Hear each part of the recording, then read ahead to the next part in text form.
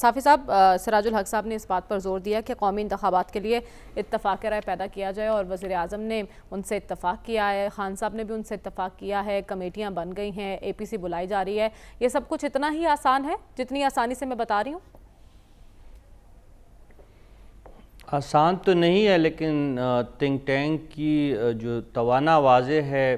ان کی نظر میں یہ ممکن ہی نہیں ہے۔ میری نظر میں تو ایک نقطہ آغاز ہے، کسی نے تو پہل کر دی، کسی نے تو کوئی بات بڑھانے کی کوشش کی ہے، گرچہ اس سے پہلے کل بھی میں نے تذکرہ کیا تھا کہ ملک سے باہر کی چند قوت اور شخصیات نے بھی اسی خواہش کا اظہار کیا تھا، لیکن اس کا کوئی خاص فائدہ نہیں ہوا تھا، اور سراج الحق صاحب جو ہے وہ متحرک ہوئے ہیں، اور ان کی یہ بات انتہائی اہم ہے کہ الیکشن سمیت تمام سیاسی معاملات جو ہے وہ عدالت یا اسٹیبلشمنٹ کی بجائے سیاستدان اگر خود سے حل کرنے کی کوشش کریں گے تو اس کا فائدہ ہوگا۔ آغاز ہو چکا ہے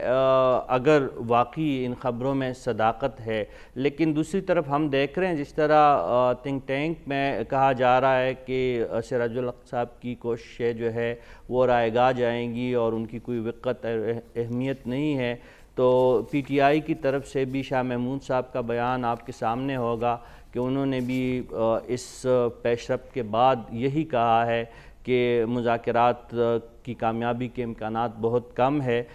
ٹاسک بہت مشکل ہے اور تقریباً ناممکن ہے، لیکن اس کے سوا کوئی چارہ نہیں ہے۔ اگر سراج الحق صاحب کے کہنے پہ عمران خان صاحب یا مسلم لیگ نون کی قیادت نہیں بیٹھے گی، کسی اور کے کہنے پہ انہیں بیٹھنا پڑے گا، لیکن اس کے علاوہ کوئی چارہ نہیں ہے۔ اپوزیشن بھی بند گلی میں جا چکی ہے اور حکومت نے بھی اپنے آپ کو بند گلی میں بند کر دیا ہے۔ الیکشن ضرور ہوں گے اور ضرور ہونے چاہیے، یا تو پھر آپ آئین کی کتاب کو لپیٹ لیں اور کسی سائٹ پہ رکھ دیں کہ آپ نے آئین کو نہیں ماننا، کسی صورت آپ نے الیکشن نہیں کرنے،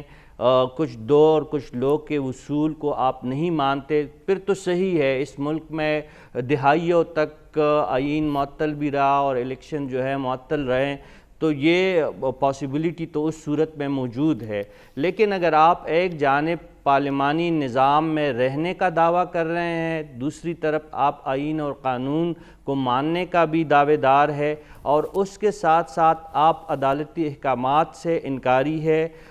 تو یہ بات نہیں چلے گی۔ دیکھیے، ذوالفقار علی بھٹو کو عدالت نے ایک ناجائز کیس، جو اب تقریباً ثابت ہو چکا ہے کہ ایک ناجائز اور بے بنیاد کیس میں پھانسی کی سزا سنائی، لیکن انہوں نے اس سزا کو قبول کیا۔ اس سے پہلے نواز شریف صاحب نے بھی جانتے بوجھتے ہوئے پاناما کے مقدمے میں کہ یہی ان کا خیال تھا کہ ان کے ساتھ زیادتی ہوئی ہے، لیکن انہوں نے سر تسلیم خم کیا۔ گیلانی صاحب نے عدالت کا فیصلہ مانا، پرویز اشرف صاحب نے عدالت کا فیصلہ مانا اور وزیر اعظم ہاؤس سے گھر چلے گئے تھے۔ تو اس حکومت کو بھی عدالتی احکامات کو ماننا چاہیے تھا، لیکن اب وہ مخاصمت اور مخالفت کی کیفیت میں آ چکے ہیں۔ ایک جانب اسٹیٹ بینک کے گورنر کو کل بلایا تھا سپریم کورٹ نے، احکامات جاری کیے کہ 21 ارب روپے جاری کیے جائے، اور